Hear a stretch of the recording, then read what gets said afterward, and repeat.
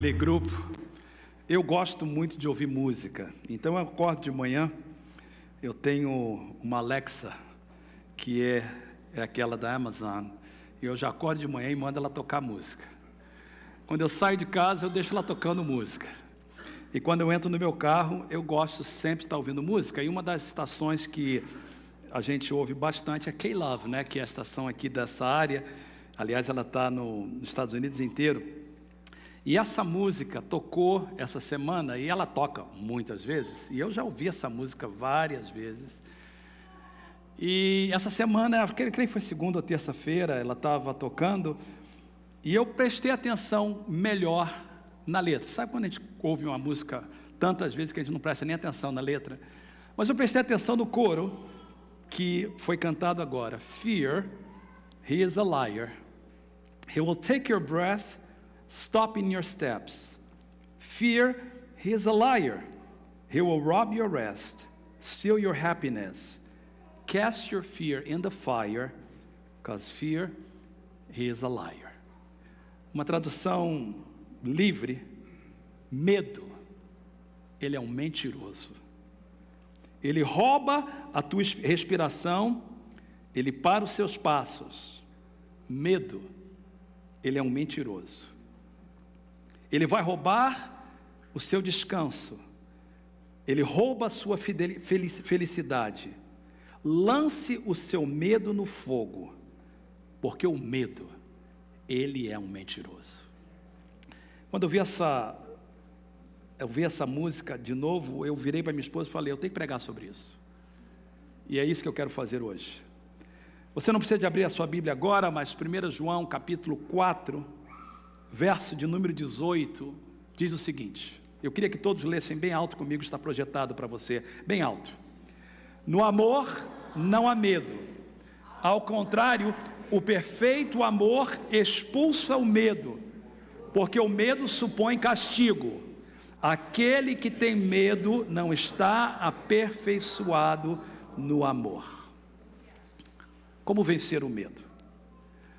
Os psicólogos descobriram que há 645 tipos de temores, de medo, que todas as pessoas têm algum deles, porque o medo é um problema universal. E o medo, ele nos impede de desfrutar a nossa vida por completa, rouba a nossa felicidade, rouba a nossa alegria, rouba a nossa paz. O medo nos impede de viver essa vida plena que Deus quer que a gente tenha. Todos nós temos algum tipo de medo. Nós vamos aprender isso hoje. E muitas vezes, porém, o problema não é o medo, é porque nós deixamos que o medo domine a nossa vida. E quando o medo domina a nossa vida, nos paralisa. Eu tenho orado muito nessa semana por essa mensagem, porque eu quero uma transformação na vida de cada um de nós. E orei essa manhã para que Deus possa trabalhar em uma área na vida de todas as pessoas que me ouvem, aqui na igreja, ou talvez até mesmo em casa. E eu queria começar com essa pergunta, e só você pode responder. Eu não posso responder por você. Qual é o seu maior medo? Qual o seu maior medo? É constrangimento? É perder a sua mente? É perder a sua saúde? Medo de fracasso? Medo de rejeição? Medo de desiludir a outros? O medo é sentido de várias formas. Nós podemos ter medo de voar. Tem tanta gente que não viaja para nenhum lugar porque tem medo de avião, tem medo de voar. Tem pessoas que têm medo de altura, outros têm medo de espaço fechado. Tem pessoas que têm medo da morte, medo do desconhecido, medo de compromisso, até mesmo medo de compartilhar Jesus com uma pessoa, porque não sabe como ela vai reagir. E a verdade é que Satanás usa todos esses medos para roubar a nossa alegria. Ele sabe o que vai fazer você feliz. O diabo não é onisciente, ou seja, ele não sabe todas as coisas, mas ele está no mundo há muito tempo. Ele conhece a Bíblia mais do que muitos crentes. E ele sabe que Deus quer que você tenha uma vida e uma vida com abundância. Jesus disse: eu vim para que vocês tenham vida e vida com abundância. E isso não é só na área espiritual. Deus quer que você seja próspero, abençoado. E eu falei para vocês que eu estou pregando essas mensagens para preparar a gente para uma série que vai começar em setembro. E eu tenho certeza que Deus quer casamentos felizes, que Deus quer relacionamento de pais e filhos abençoados, que Deus te trouxe para a América para te prosperar, que Deus te trouxe aqui para abençoar você e os seus filhos, que você não veio do Brasil para poder voltar para lá pior do que você veio. Alguns de vocês nem mais vai voltar, você pensa que vai, mas Deus vai te deixar aqui, você vai lá visitar e gastar os dólares que você ganhou aqui. Deus quer abençoar a sua vida. Eu creio na prosperidade de Deus. Deus quer que você aprenda uma língua, o inglês. Deus quer que você seja feliz. Mas Satanás faz tudo para impedir o plano de Deus na sua vida. Eu queria começar com uma definição do dicionário de medo. O dicionário define medo da seguinte forma: medo é um estado efetivo, um estado afetivo, ou seja, emocional, suscitado pela consciência do perigo ou que, ao contrário, suscita essa consciência. Segunda definição: medo é temor, é ansiedade irracional ou fundamentada. Eu vou deixar essa definição aí, porque eu queria extrair duas coisas dessa definição como introdução. Primeiro, que o medo é uma emoção. Diz aí que é um estado afetivo. Emoções fazem parte do nosso ser. Deus nos criou como seres emotivos, e emoção foi dado por Deus para ser uma bênção para nós e nunca uma maldição. Deus nos deu emoções para nos capacitar, não para nos deixar presos. Emoções se tornam então um problema quando elas são descontroladas. Toda emoção, por melhor que ela seja, se ela for descontrolada, ela se torna um problema. Amar é bom. Alguém diz assim: pastor, é possível amar demais? Amar é sempre bom, amor nunca pode ser demais, mas a maneira quando a gente demonstra amor pode ser demais, pode sufocar outra pessoa. E o problema de emoção é quando a emoção não é controlada, quando nós deixamos governar o nosso ser. As emoções, então, precisam de ser controladas. Deus nos criou também com razão, e a razão e a emoção têm que andar lado a lado. Não podemos ser muito racionais que não tenhamos emoção, e não podemos ser muito emotivos que não tenhamos razão. Deus nos fez assim. E o problema do medo é que o medo, ele controla as nossas emoções. O medo está aqui na emoção, o medo não está aqui. O medo é o contrário. O medo, ele diz para o nosso cérebro o que crer. Ele diz para o nosso cérebro o que vai acontecer. E por isso, então, primeira coisa, de acordo com essa definição, que o medo é uma emoção. Segunda coisa, que o medo é despertado por uma ameaça real ou imaginária. De certa forma, o medo não é ruim. Se nós não tivéssemos algum tipo de medo, a gente ia cometer muitos problemas. Se eu não tivesse algum tipo de medo, eu poderia, então, colocar-me em situações difíceis que poderiam me prejudicar. Então, um pouquinho de medo é sempre bom. Mas o problema do medo é quando o medo não é real, mas imaginário. É isso que eu quero falar hoje. Quando nós precisamos aprender como lidar com o medo que é imaginário, que está na nossa cabeça, que é resultado de experiências que tivemos na nossa vida. Como vocês sabem, eu lido com terapia e eu faço muitos aconselhamentos. E às vezes a gente conhece pessoas, e você também pode conhecer pessoas que tiveram experiências negativas na infância. Alguns tiveram experiências negativas no ventre da sua mãe, e isso tudo vai causando áreas na sua vida que é problemática. E quando o medo começa a tomar conta, o inimigo, Satanás, não estou dizendo que todo medo é causado por Satanás, mas o Satanás, sem dúvida, usa o medo para nos paralisar.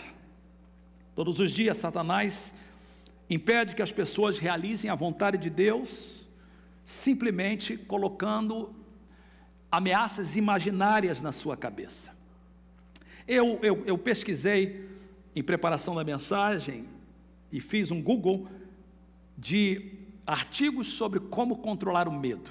Eu encontrei literalmente milhares, escritos por psicólogos, psiquiatras, terapeutas, pessoas que trabalham na área motivacional e pastores e pregadores. Eu gostaria de fazer de uma forma muito simples. Eu queria lidar com o medo numa perspectiva bíblica, usando duas passagens da Bíblia. E agora, se você puder abrir a sua Bíblia, seria maravilhoso. A primeira passagem é uma passagem bem conhecida, é a história de Davi e Golias, em 1 Samuel 17. Eu escolhi essa passagem por causa de um versículo que eu encontro nessa passagem, mas eu gostaria de dar um contexto do que está acontecendo. 1 Samuel capítulo 17, se você tem a sua Bíblia aberta, eu estou lendo na Nova Versão Internacional, o contexto é os versos 1 e 2. Os filisteus, que eram os inimigos do povo de Israel, eles tinham vários inimigos, os filisteus eram um dos principais, viviam na região de Gaza, hoje a região de Gaza ainda está lá. Então os filisteus juntaram suas forças para a guerra e se reuniram em Socó de Judá. Acamparam em Éfes-Damim, entre Socó e Azeca. Saul, verso 2, e os israelitas reuniram-se e acamparam no vale de Elá, posicionando-se em uma linha de batalha para enfrentar os filisteus. Verso 3, os filisteus ocuparam uma colina e os israelitas outra, estando o vale entre eles. Vamos parar um pouquinho. Eu estou lendo uma história que aconteceu há 3.000 anos atrás. Quando nós lemos uma história na Bíblia, uma história antiga como essa, tem que ter uma razão. Por que nós temos tantas histórias na Bíblia? Elas estão ali para nos dar princípios para o dia de hoje. Nós temos aqui a figura de um exército inimigo chamado filisteus. Do outro lado você tem o exército de Deus, os israelitas, que Saul era o rei. Eles se vão para a guerra, você tem de um lado os filisteus, de outro lado os israelitas, e no meio diz a passagem que tem um grande vale. Eu queria que a gente usasse essa passagem de forma metafórica hoje, ou seja, como uma figura. Eu estava olhando e vi uma figura na internet sobre o medo, e a pessoa estava exatamente de um lado, havia um vale, e o outro lado era onde ele queria chegar. Eu queria que você pensasse, por favor, aonde que Deus quer que você chegue, quais são os seus planos, quais são os seus alvos, o que você gostaria de fazer na sua vida. Como é que você gostaria que os próximos anos acontecessem? Pense, por favor, nós estamos em 2018, como será a sua vida daqui a 10 anos, se Jesus não voltar? Aonde você quer estar com a sua família? Onde você quer estar como pessoa? E o que pode impedir você a chegar lá? O vale, na Bíblia, muitas vezes é usado como um símbolo de decisão que nós precisamos fazer. Aliás, em Joel fala do vale da decisão. Então, de um lado nós estamos, de outro lado está onde nós queremos chegar, a um vale que nós temos que atravessar, e há um inimigo lá. No caso aqui era um inimigo real, mas às vezes esse inimigo é imaginário. As coisas que nos impedem a chegar do outro lado, e a gente tem que fazer uma decisão. Eu entro no vale para chegar ao outro lado, eu fico aqui, eu recuo ou eu vou para o lado? Para prejudicar ainda um pouco mais a história, diz os versos 4 e 7, que vem um gigante agora, vocês conhecem a história, versos 4 a 7, um guerreiro chamado Golias, que era de Gat, ele veio de um acampamento filisteu, ele tinha 2,90 metros, eu tenho 1,82 m, esse gigante tinha 2,90 metros, ou seja, ele tinha mais 1 metro do que eu. O cara era grande. Não só ele era alto, mas ele usava um capacete de bronze, verso 5, vestia uma couraça de escamas de bronze, pesava 60 quilos, nas pernas ele usava caneleiras de bronze, tinha um dardo de bronze pendurado nas costas, a haste da sua lança era parecida com uma lançadeira de tecelão, a ponta de ferro pesava 7,2 kg, seu escudeiro ia à frente dele. Agora, vamos voltar na nossa história e trazer para a nossa vida, eu de um lado, você de um lado, seus planos, seus desejos, propósitos de Deus para você lá na frente, um vale aqui no meio, e além de tudo, se levanta esse grande gigante. Eu queria fazer uma pergunta para cada um de você: quem é o seu gigante? E na questão de temor, qual é o seu maior medo? De que você tem medo? Eu perguntei a alguém essa semana: você tem medo? Ele disse: não tenho medo de nada. A verdade é que nós temos medo de alguma coisa. E eu queria que você parasse para pensar qual é o gigante que você criou na sua mente, ou que existe na sua mente, que você precisa de vencer no dia de hoje. No caso aqui era real, mas como eu disse anteriormente, às vezes o perigo é imaginado. Nós criamos gigantes em nossas mentes. Nos próximos versículos, Golias vem, desafia o exército de Israel, ele para e grita, ele diz: olha, eu sou filisteu, se alguém vier lutar contra mim, e se me vencer, nós vamos ser escravos dele, se eu vencer, vocês serão meus escravos. E ele desafia, e você conhece a história, não precisamos ir em frente. Mas o que me chama a atenção, e essa razão que eu escolhi essa passagem, é o verso 11, por favor, vá lá comigo, porque esse é o resultado de todo medo. Ao ouvirem as palavras do filisteu, Saul e todos os israelitas ficaram atônitos e apavorados. Na NVI, em inglês, diz assim: eles não podiam fazer nada. Ou seja, o medo os paralisou. O medo não deixava eles ir à frente, o medo deixou eles parados. Eles não podiam progredir por causa do medo, e é isso que o medo faz. O medo paralisa, o medo não permite você avançar, o medo tira a sua alegria, o medo tira a sua felicidade, o medo não deixa você progredir.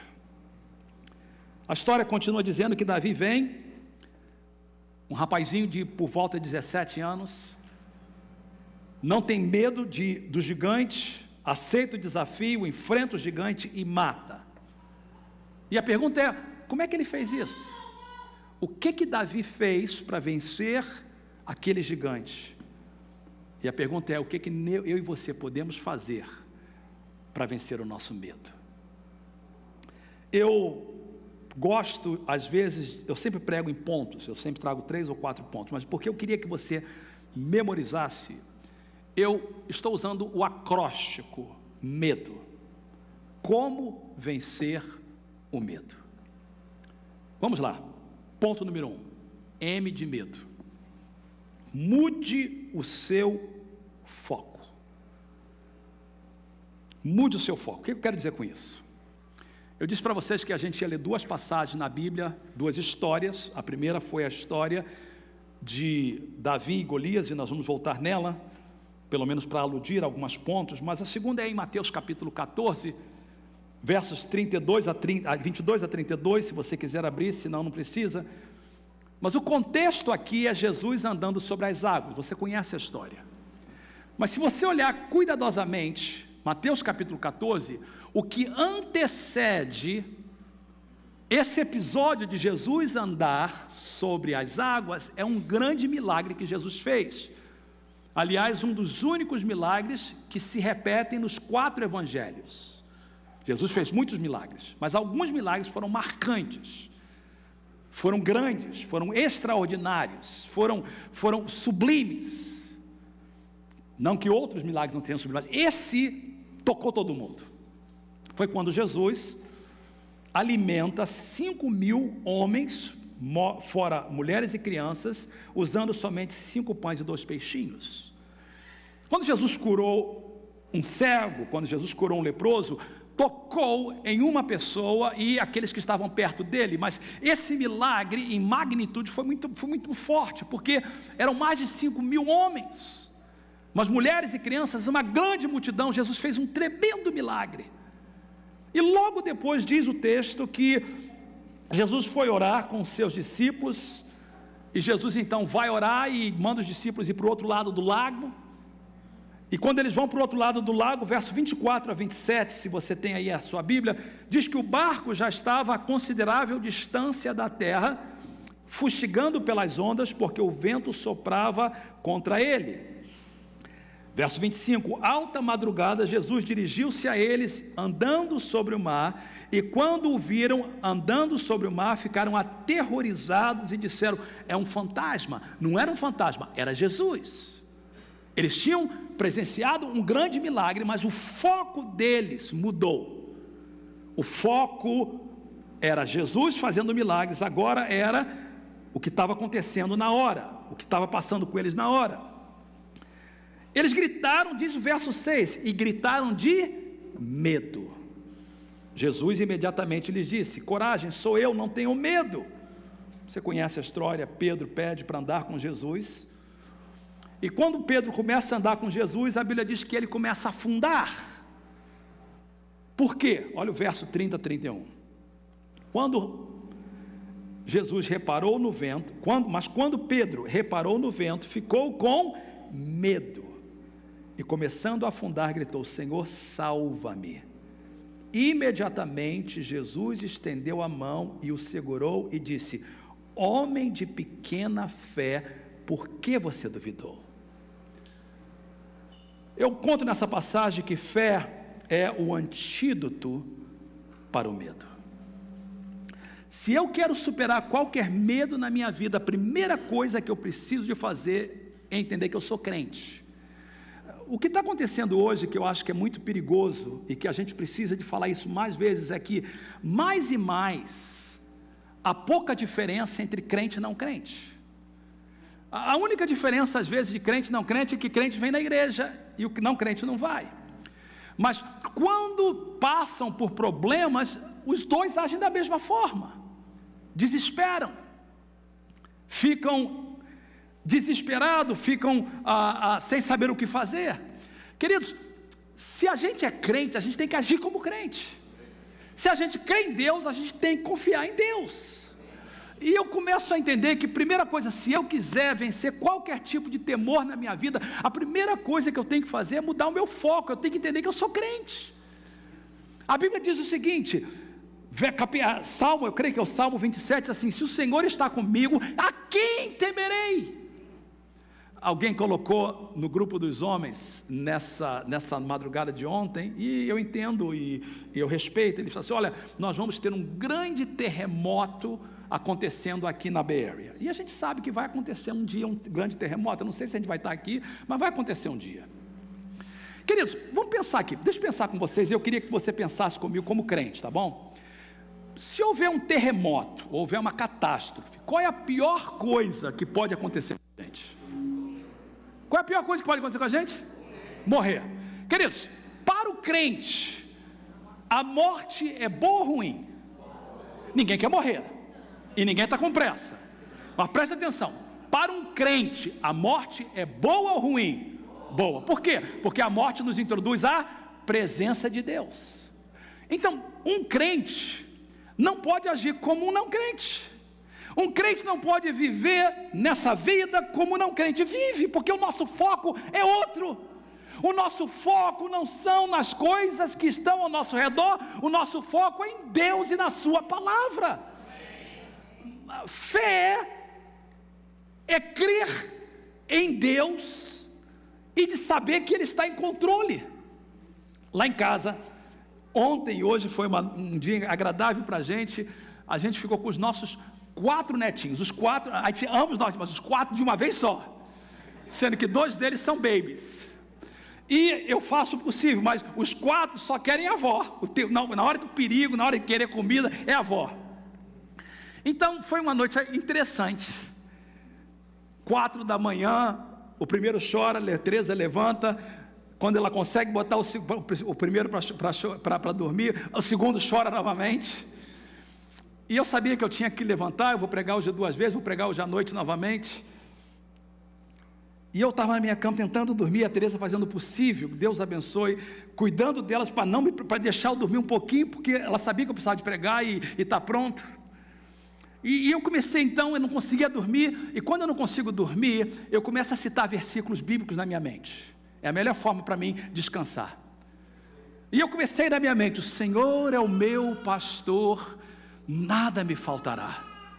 Deitar-me faz em verdes pastos, guia-me mansamente às águas tranquilas, refrigera a minha alma, guia-me pelas veredas da justiça, por amor do seu nome. Ainda que eu andasse pelo vale da sombra da morte, não temeria mal algum, porque tu estás comigo, a tua vara, o teu cajado me consolam. Preparas uma mesa perante mim na presença dos meus inimigos, unge a minha cabeça com óleo, o meu cálice transborda.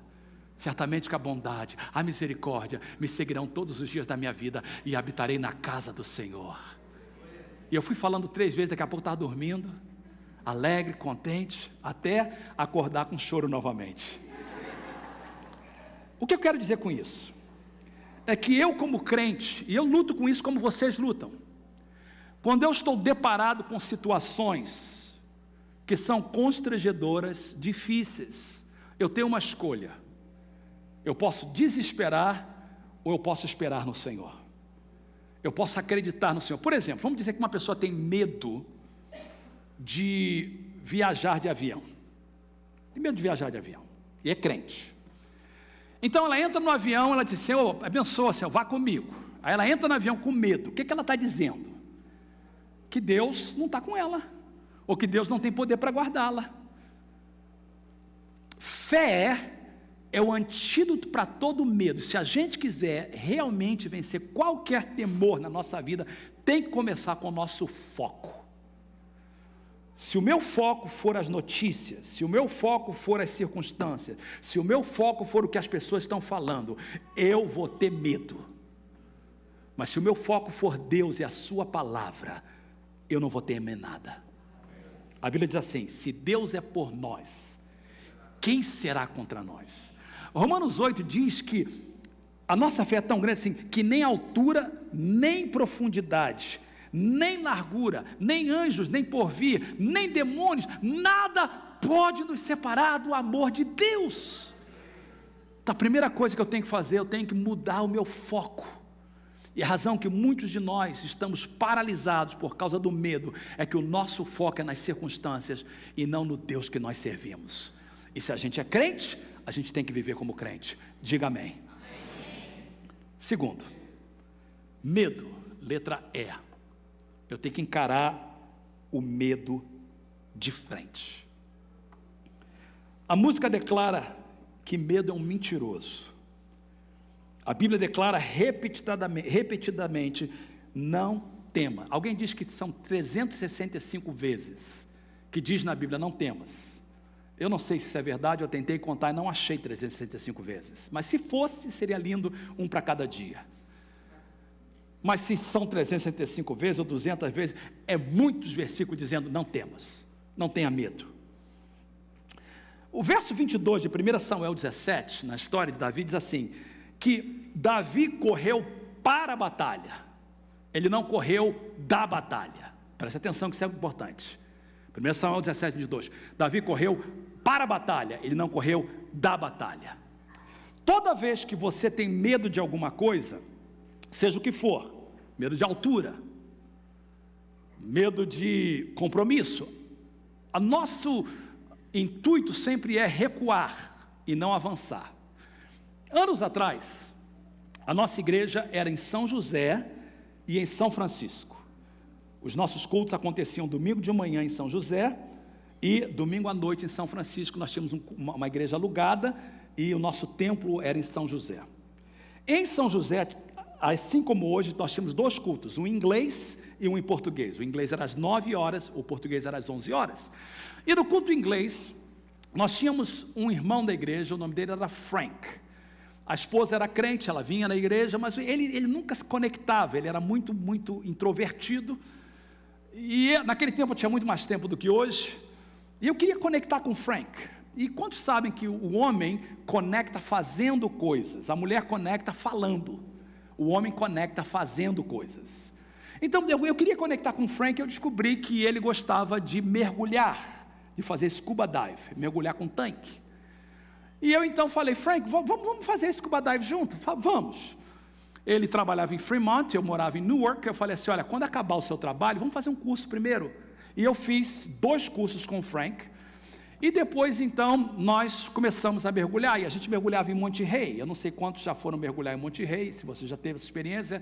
Monte Rei é um lugar muito lindo, a água é muito fria, e a visibilidade da água é muito pouca. A água não é muito clara, mas é muito lindo.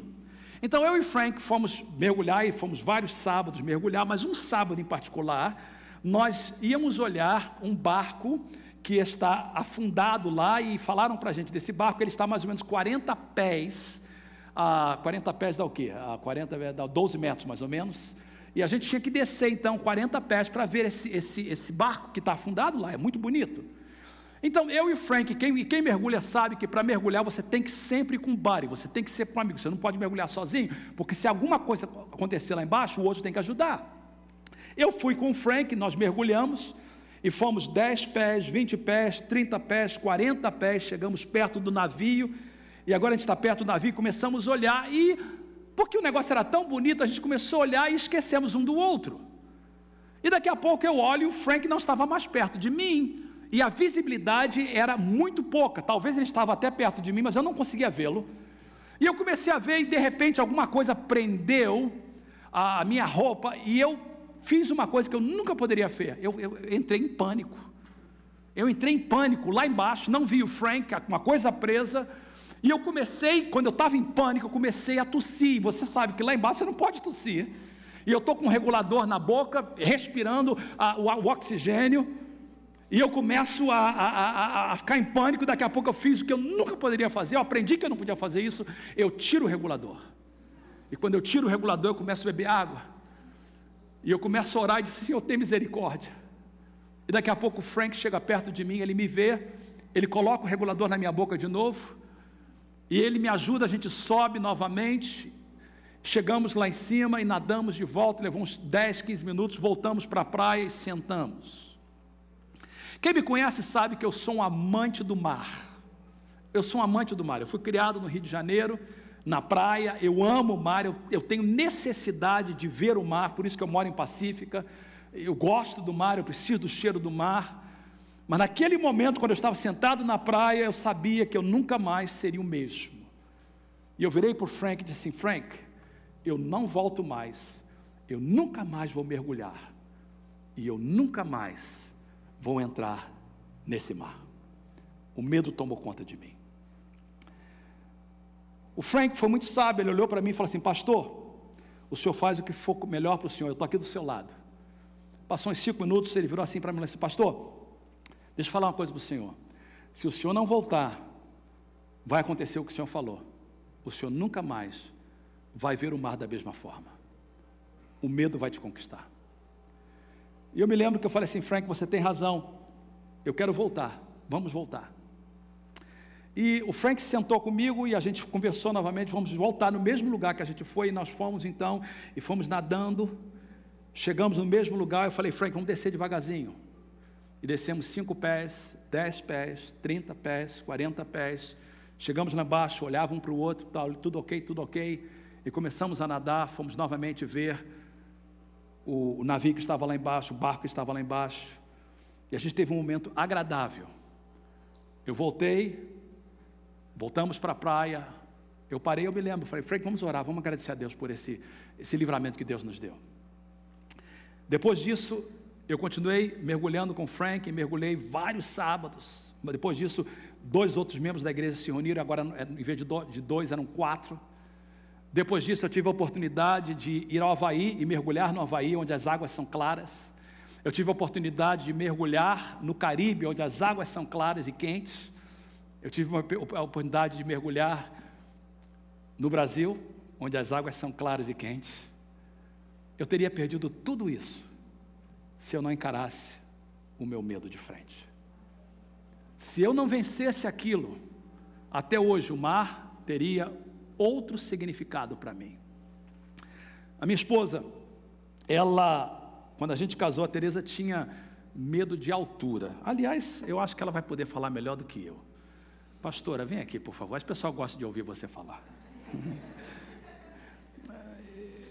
Eu queria que você contasse um pouquinho sobre como é que você venceu esse medo de altura. Bem, bem rapidinho. Eu estava vendo o versículo, que a gente já conhece esse versículo muitas vezes, a gente já conhece bastante, que o perfeito amor lança fora todo o medo, né? Joga, expulsa. Eu estava meditando nesse versículo quando eu vi. E é verdade. Desde que eu conheço, né? Que eu me entendo por gente, eu tenho medo de altura. Tá numa varanda muito alta, olhando para baixo, já me dá uma sensação de desequilíbrio, né? E toda vez que a gente ia passear, ou em férias, ou viajava, para mim, coisa de altura, nem pensa, isso aí é fora. Falei, não tem problema, espera aqui, posso esperar 1 hora, 2 horas, mas eu não vou lá em cima, não fosse. E agora, para cortar a história, já teve várias vezes que aconteceu comigo, mas essa vez agora em Portugal, que eu sou portuguesa, né, como vocês sabem. E lá em Portugal, a gente tinha, para ver a cidade, né, a cidade toda sobre um lugar muito lindo. Aí eu fiquei olhando, Fernando, vamos, animada, e aquela fila toda. Aí eu olhei aquela altura, dá mais ou menos 3 vezes de toda a igreja. Talvez mais, é muito alto. E eu falei, ok. Aí o Fernando olhou, eu certeza ele fiquei até chocado. Eu falei, tá bom, eu vou. Porque eu estava trabalhando na minha mente. Eu falei assim, olha, se não libertar disso, eu nunca vou conseguir. Eu tenho que me libertar disso. Eu falei, na fila estava tudo bem, no elevador, tem um elevador que leva vocês. Eu não sei se alguém já foi na Torre Eiffel. Uma vez eu fui na Torre Eiffel, só fui a metade. E me arrependo, depois disso me arrependo, né, de não ir o resto, né. E o Fernando subia, fiquei em metade. Mas essa vez eu falei, não, eu vou subir até lá em cima. E quando eu entrei no elevador, vai devagarzinho, levando a gente lá em cima, para e você tem que andar escada. Uma escada, mais escada, até subir a altura que você precisa ver a cidade toda lá de Lisboa. Aí, quando saiu do elevador, naquela altura já enorme, e fiquei assim, meia tensa, né? E o medo, ele paralisa mesmo você. Ele começa a trabalhar na sua mente, em todos os aspectos. Você ter medo de morte, pode ter medo de fundo, escuro, tudo isso paralisa você. E, graças a Deus, eu não tenho medo nessas coisas, de ficar sozinha, em escuro, estar perto de morto, palpar, não tem nada disso, era só a altura mesmo. Aí, quando falaram, agora tem que subir a escadinha. A escadinha, ela é mais ou menos essa largura aqui. Tudo é feito de ferro, claro, né? E aí, atrás de mim, tinha bastante gente já à espera. E falei, ué, agora tem uma coisa. Eu fui trabalhando na minha mente. Se eu parar aqui, vai ficar chato. O pessoal, criança atrás de mim, pessoa atrás de mim. Aí eu olhei assim, aquela escadinha assim que vira, assim. Eu olhei assim, não. Eu vou vencer isso. Eu vou subir até lá em cima. Eu fui subindo devagarzinho, mas eu tenho que trabalhar na minha mente. O que é que eu fiz? Eu falei, não olha para baixo, só olha para cima. De jeito nenhum. Tem self-control, né? O poder da mente, né? Mas eu sei que é Deus que dá força. Eu falei, eu subi. Subindo. Cheguei lá em cima, não tem muito espaço, não. E falei, não, tem que subir porque o elevador só chega em meia hora. Não tem jeito. Como é que eu vou ir embora? Não tem jeito. Já está aqui em cima. Lá em cima é menos que esse santuário. Ela é um quadrado assim, fica um quadrado, um espaço, mas é menos que esse santuário. Não tem muita largura, não. Você vê a cidade toda, e aí comecei a olhar e trabalhar na minha mente. Não, é lindo, maravilhoso. Gente, que bom, eu conquistei, estou aqui em cima. E o Fernando falou assim, você está bem? Ótimo. Aí ele ficou assim, ele estava mais chocado do que eu, porque eu venci. Eu sei que foi a ajuda de Deus e comecei a trabalhar na minha mente e Deus dá força para a gente vencer os nossos medos, seja qual for o medo que você tem ou já conquistou, glória a Deus, mas dá para vencer sim. E lá em cima, que uma coisa que eu nunca fiz, a perna às vezes tremia, não fiquei bem, vi a cidade toda e ainda tirei foto. E uns caras, tirei bastante foto, e o pessoal queria tirar foto, eu falei, posso tirar de você, deixa eu tirar. Aí troquei, a gente trocou, tirava da gente e a gente tirava deles. Numa boa, desci e iria novamente, de novo iria, porque está vencido em nome de Jesus, e era só aqui, e o diabo, ele usa para paralisar a gente e controlar nossas emoções, e em nome de Jesus isso pode acabar com a ajuda de Deus, e nós também, amém? Amém. Obrigado, amor. Medo paralisa a gente tem que enfrentar de frente. Tem gente, por exemplo, que não fala inglês porque tem medo do seu sotaque, de pessoas que vão rir. Eu dei para vocês o exemplo de positivo, mas deixa eu dar um exemplo negativo. Eu tinha uma professora tão ruim, má. Foi a minha primeira professora de alfabetização. Naquela época era chamada CA, curso de alfabetização. Eu tinha tanto medo dela, porque toda vez ela falava da minha caligrafia e dizia que era feia demais. E porque eu tinha medo dela, eu nunca venci, e hoje a minha letra é horrível.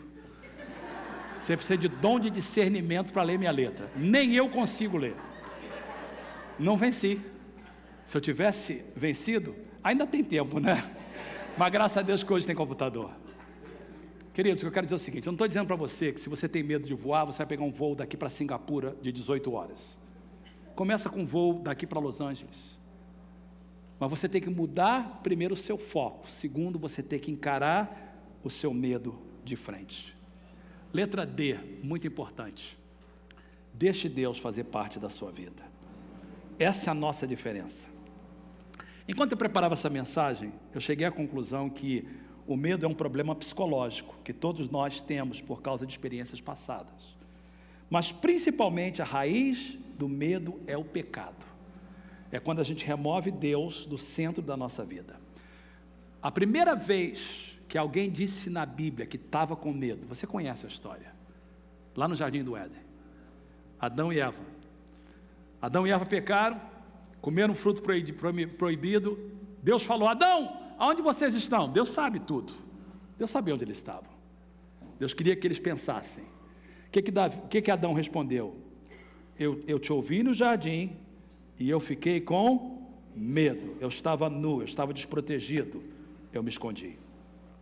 A passagem que nós lemos diz: no amor não há medo. Ao contrário, o perfeito amor expulsa o medo. O medo supõe castigo.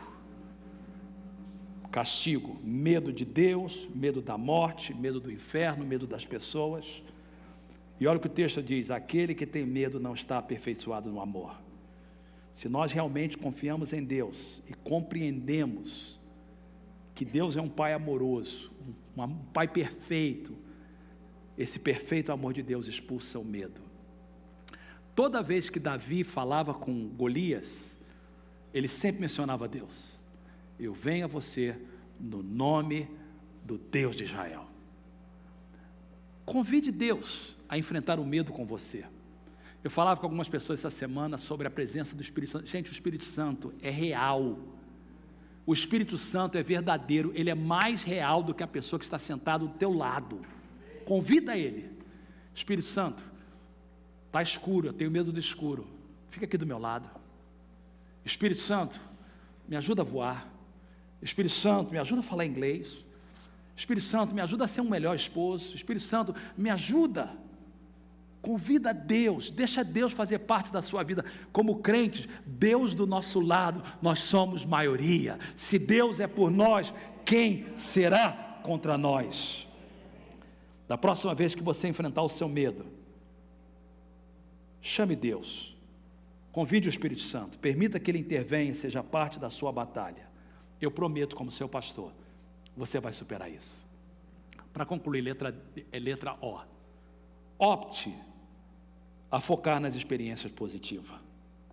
Opte a focar nas experiências positivas. Você tem que fazer uma escolha, uma opção. Muitas vezes os nossos medos estão lá por causa de experiências negativas, ou porque testemunhamos. Tem gente que tem medo de avião porque passou por uma grande turbulência. Uma vez, eu e Tereza estávamos viajando de Belo Horizonte para o Rio de Janeiro. Nós nunca tivemos uma turbulência como aquela. O avião ia lá embaixo, depois subia novamente. As pessoas estavam do outro lado orando, tinha gente rezando, tinha gente orando, tinha gente clamando por Deus. Não tinha nenhum ateu dentro do avião. Todo mundo ali cria em Deus. Eu vou ser sincero para vocês, depois daquela experiência, voar novamente não foi muito fácil, porque a gente só lembrava da turbulência, mas a gente estava no Rio, a gente tinha que voltar para a América, lá na nossa casa. A gente tinha uma escolha, ficar no Brasil ou entrar no avião. Escolhemos entrar no avião. Vou pegar um avião? Vou pegar um barco? Vou vir de motocicleta? Não.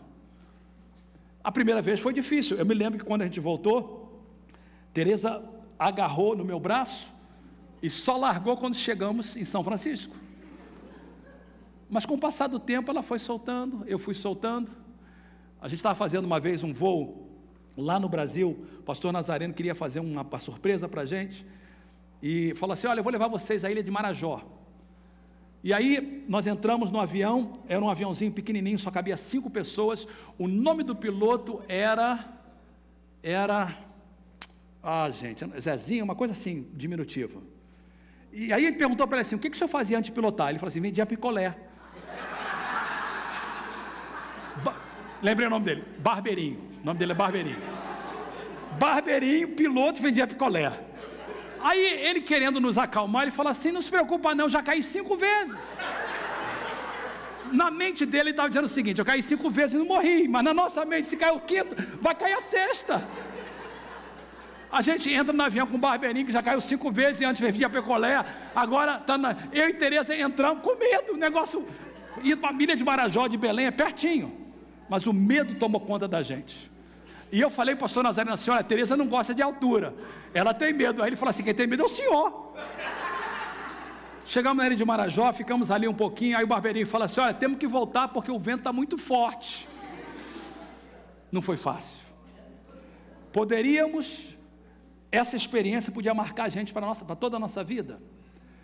Se você focar nas experiências negativas, ou seja, nas vezes que você falou inglês, as pessoas riram de você, nas vezes que você tentou e não conseguiu, nas vezes que você subiu e passou vergonha, eu e você vamos ficar paralisados. Para terminar, você conhece a história de Davi? Davi era o caçula. Naquela época, ser caçula não era prestígio, hoje é. Naquela época, prestígio era ser o mais velho. Davi, ele tinha muitos temores, porque lá em Salmo 34, ele escreve assim, eu não sei se ele escreveu, mas se foi ele que escreveu, ele diz assim, olha, confiei no Senhor e Ele me livrou de todos os meus temores. Davi podia focar no negativo, nas coisas erradas, no fato de ele ter sido rejeitado, no fato do seu pai não dar valor a ele, no fato dos seus irmãos fazer graça dele, ele podia pensar tudo isso. Mas ele resolveu, quando Saul chamou ele e falou assim, você não vai conseguir vencer esse gigante, ele em vez de lembrar de tudo que ele não conseguiu, ele lembrou daquilo que ele fez certo, dos momentos em que Deus esteve com ele. Ele falou assim, olha, toda vez que um leão venha para pegar as ovelhas, eu matava o leão, toda vez que vinha um urso, eu matei o urso, e o mesmo Deus que me abençoou e eu matei o leão e matei o urso, vai me ajudar a matar esse gigante também. O que é isso? Davi decidiu, ele optou a deixar as coisas negativas saírem da sua mente e focar na positiva. Você fala assim, pastor Fernando, como é que eu posso fazer isso? Apagar as negativas e fazer as positivas. Nós psicólogos usamos vários métodos. Alguns psicólogos, eu não faço isso, eles usam hipnose. Hipnose não necessariamente é coisa demoníaca. A hipnose também é demoníaca quando não é usada de forma correta, mas hipnose nada mais é do que relaxar a mente, meditar. Alguns psicólogos usam hipnose para levar você de volta. Alguns usam regressão, aquele pessoal que passou pelo encontro, eles usavam muito regressão, tentando voltar, vai lá na frente. Lá. A Bíblia diz, irmãos queridos, a forma que a Bíblia diz que você apaga o negativo é colocando o positivo na sua mente. É assim que Paulo diz, tudo que é bom, tudo que é louvável, tudo que é de bom relatório, tudo que é positivo, pense nessas coisas. A forma de você tirar o negativo é colocar o positivo na sua mente. Quando você for tentado em qualquer área, começa a citar versículo bíblico. Você não vai conseguir vencer, você vai conseguir vencer aquela tentação. A mesma coisa com temor. É aquilo que a Tereza fez, ela estava subindo e começou a falar, Deus está comigo, o Senhor é meu pastor, nada me faltará. Ou seja, você tem que optar a focar nas experiências positivas, na palavra de Deus e o que Deus fez na sua vida. Se você fizer isso, você vai vencer. Eu queria que você fechasse seus olhos e curvasse a sua cabeça comigo, por favor.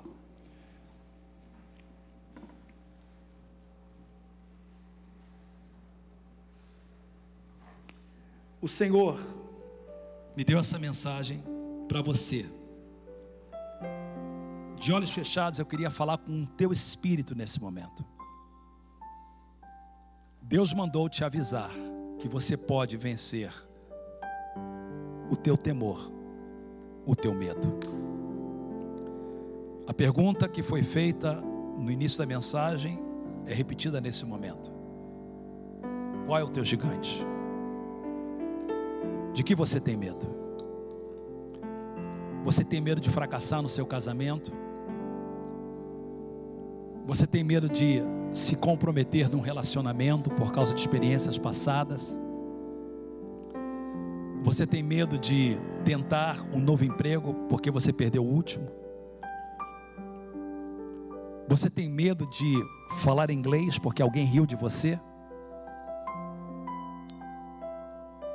Você tem medo de ser um melhor esposo, uma melhor esposa, um melhor crente, porque você fracassou no passado? Você tem medo de altura, de escuridão, de ser rejeitado, da morte? A verdade é que todos nós temos algum tipo de medo. E o Espírito Santo manda te dizer nesse momento que a primeira coisa que você tem que fazer é mudar o seu foco. Em vez de focar no gigante, foque em Deus. Essa foi a diferença de Davi e do exército de Israel. Saul e os soldados só olhavam no gigante. Davi olhava para Deus. Como crente, mude o seu foco. Segundo, peço ao Espírito Santo para te ajudar a encarar o seu temor, o seu medo de frente. Não recue, vá à frente. Vá em frente, devagarzinho, com a ajuda de Deus, do Espírito Santo, de pessoas do seu lado. Se arrisque. O Espírito Santo manda não só você a mudar o seu foco, a encarar o seu temor, mas deixar Deus fazer parte da sua vida. Convidar o Espírito Santo para ser realidade na sua vida. No amor não há medo. Ao contrário, o perfeito amor expulsa o medo. O medo supõe castigo. Aquele que tem medo não está aperfeiçoado no amor. Deus te ama. Deus te ama. Quarto, opte a focar nas experiências positivas e não negativas. Eu vou pedir ao grupo de louvor que volte e cante esse hino. Deus me ama, Deus me ama.